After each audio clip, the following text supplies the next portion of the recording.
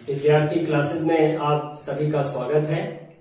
प्यारे बच्चों, आज मैं इंटरमीडिएट भौतिक विज्ञान का पहला लेसन जिसका नाम है कूलाम का नियम एवं वैद्युत क्षेत्र, इस पर हम चर्चा करेंगे। आइए जान लेते हैं। आवेश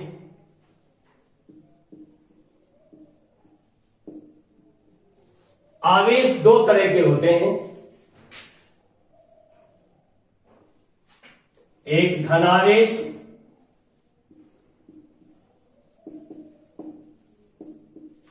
और दूसरा ऋण आवेश। जैसे जब हम कांच की छड़ को रेशम से रगड़ते हैं तो कांच के परमाणुओं से कुछ इलेक्ट्रॉन निकलकर रेशम पर चले जाते हैं। इस तरह कांच धनावेशित क्षण हो जाती है और रेशम ऋण आवेशित क्षण हो जाती है। यदि हम आबनूस की छड़ को बिल्ली की खाल से रगड़ें तो बिल्ली के खाल के परमाणुओं से कुछ इलेक्ट्रॉन निकलकर आबनूस की छड़ पर आ जाते हैं। जिस पर इलेक्ट्रॉन आते हैं वह वस्तु ऋणावेशित हो जाती है। इस तरह आबनूस की छड़ ऋणावेशित हो जाती है और बिल्ली की खाल धनावेशित हो जाती है।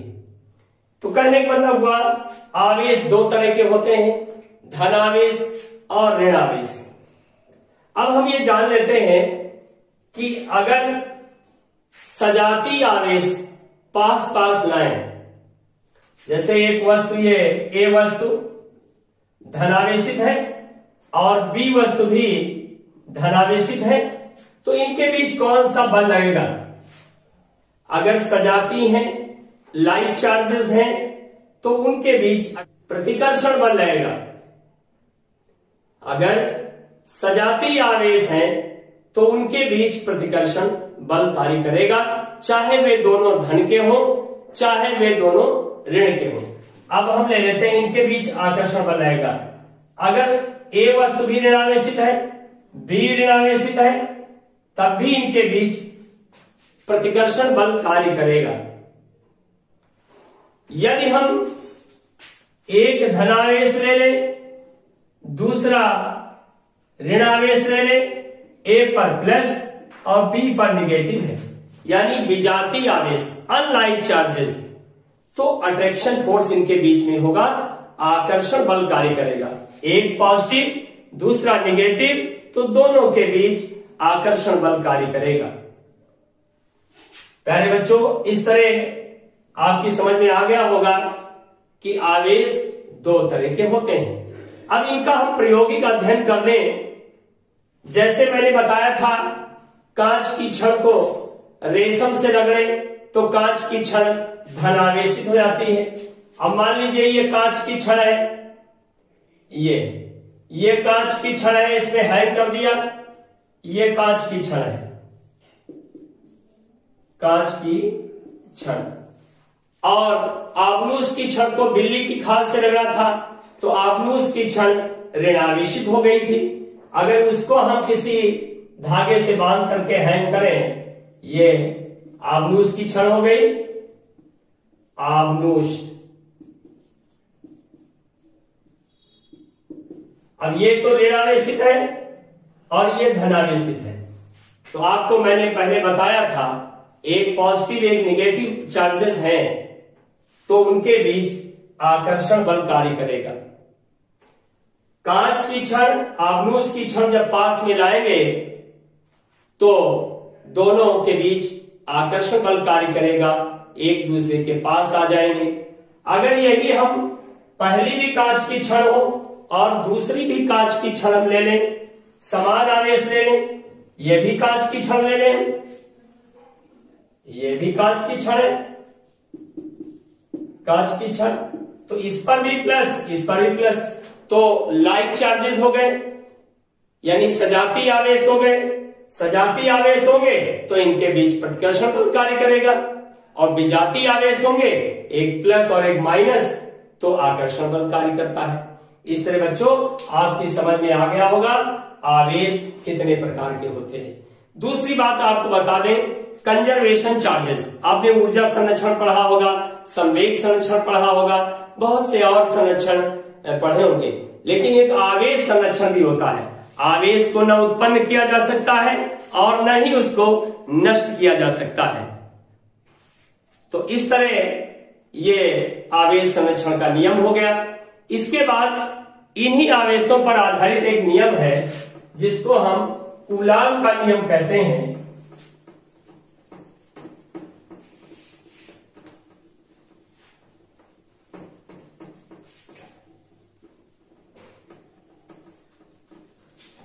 ये है कूलाम का नियम।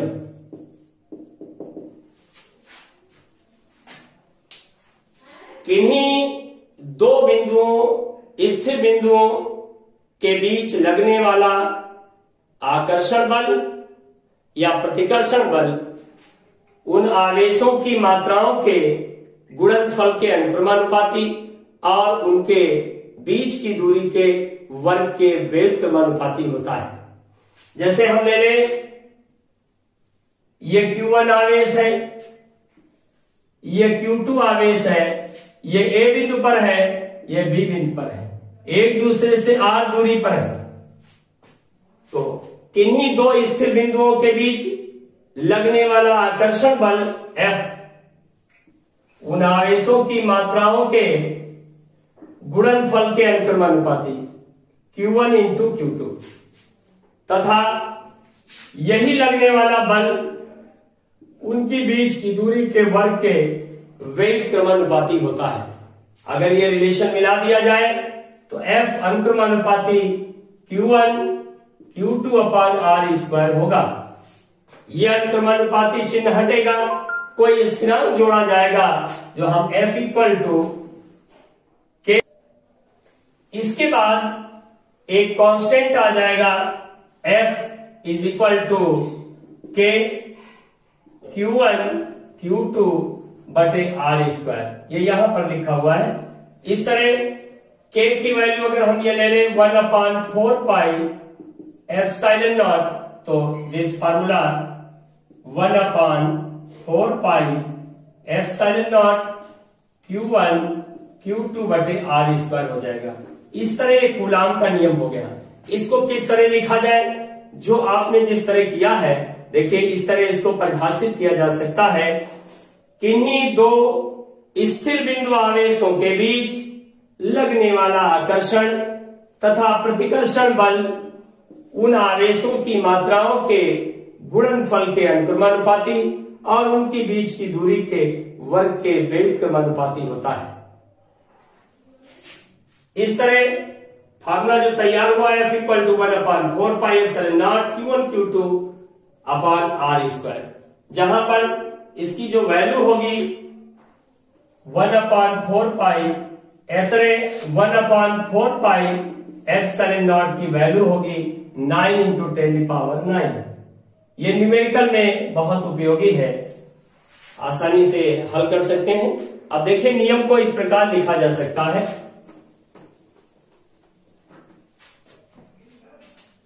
किन्हीं दो स्थिर बिंदु आवेशों के बीच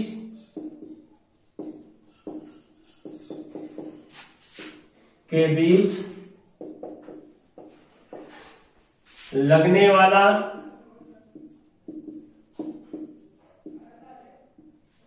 आकर्षण या प्रतिकर्षण, आप वैद्युत बल लिख सकते हैं उसको, आकर्षण और प्रतिकर्षण को एक ही शब्द लिख सकते हैं, वैद्युत बल। किन्हीं दो स्थिर बिंदु आवेशों के बीच लगने वाला आकर्षण या प्रतिकर्षण बल यानी वैद्युत बल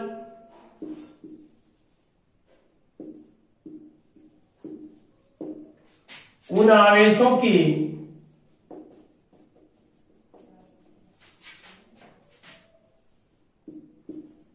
मात्राओं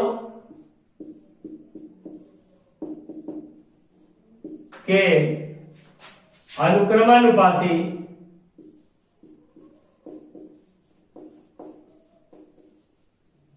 और बीच की दूरी के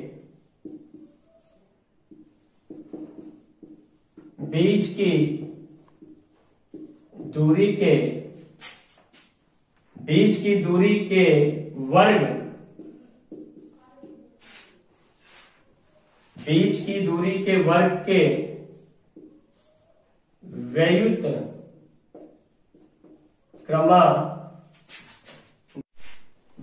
क्रमानुपाती होता है। यदि दो आवेशों के बीच निर्वात या वायु के स्थान पर कोई परावैद्युत पदार्थ रख दें, तेल है, मोम है, कागज है, ग्रीस है, यानी कुचालक पदार्थ रख दें, इससे दोनों आवेशों के बीच लगने वाला वैद्युत बल घट जाता है।